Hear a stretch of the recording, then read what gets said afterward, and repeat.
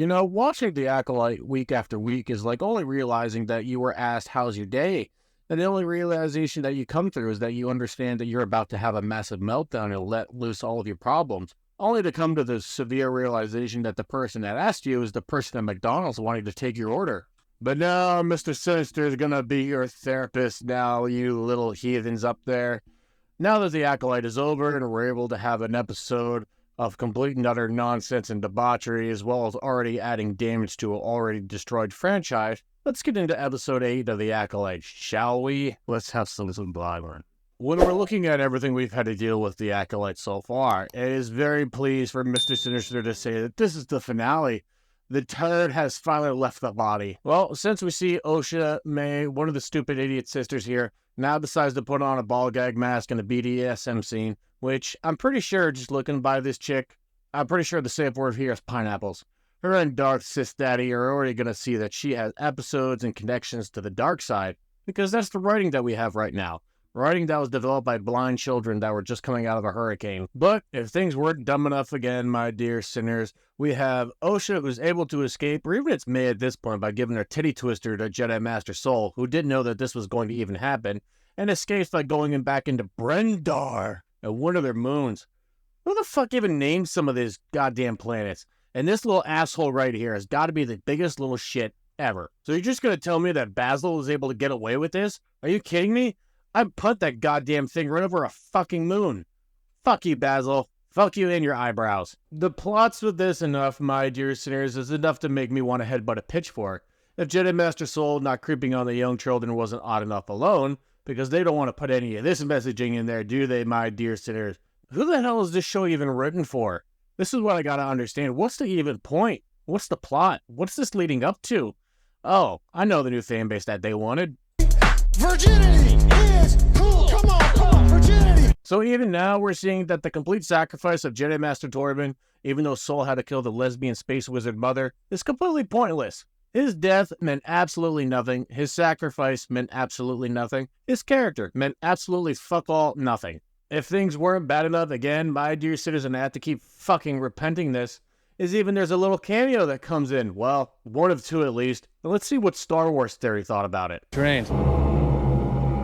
Fuck off! That is not Plagueis watching that shit. You did not just put Darth Plagueis in the show. This was an absolute disappointing cameo. You put in the granddaddy over Palpatine, Darth Plagueis the Wise, the tragedy. That's what the story has always been. Do you know the tragedy of Darth Plagueis the Wise? Yeah, he was in the fucking Acolyte. That's his tragedy now. Why did you even have him just acting like a giant creeper in the freaking cave because he's watching Osha and May? How you doing? All right. Could you have a seat over in that chair, please? So let's get back to it. Jedi Master Soul and Jedi Master Smiler Ren are now going to be having their fight, or what's supposed to be a lightsaber battle. But apparently, what's going to happen next, my dear sinners? Oh, that's right.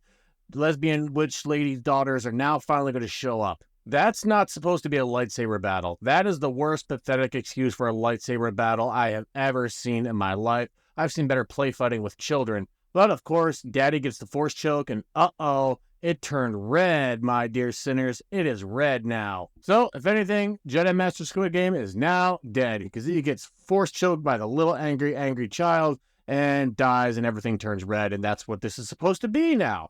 My dear sinners, the Acolyte is best summed up as a destruction of an already plagued disease on an already dead corpse, which was Star Wars. This is not anything that we ever thought we were going to get when we thought of Disney over a decade ago. But here we are. Death, destruction, angry lesbian witch moms. This is not the show that we wanted. But if anything, Disney Star Wars has taught us that we are not going to get anything that we want. You have killed the franchise long enough. The writers have absolutely no idea what they're doing, even when it comes to stone getting set on fire by just water alone.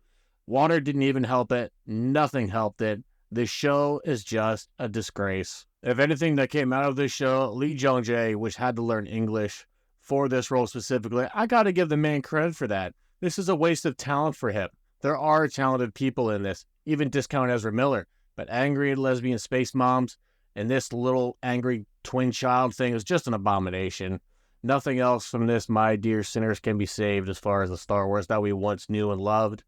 This was just a shameful watch for Mr. Sinister. But I watched it so you all didn't have to, my little heathens. But in case someone else was wondering, fire can catch stone on fire. This is how Star Wars is now, my dear sinners. And if things weren't even bad enough, look who decided to give us a little cameo at the end. Oh, can you guess? Can you guess? Can you guess? Look, look, look, look, look. How embarrassing. How embarrassing. Thankfully for Lord and Savior, fuck Jesus Christ, this show is over.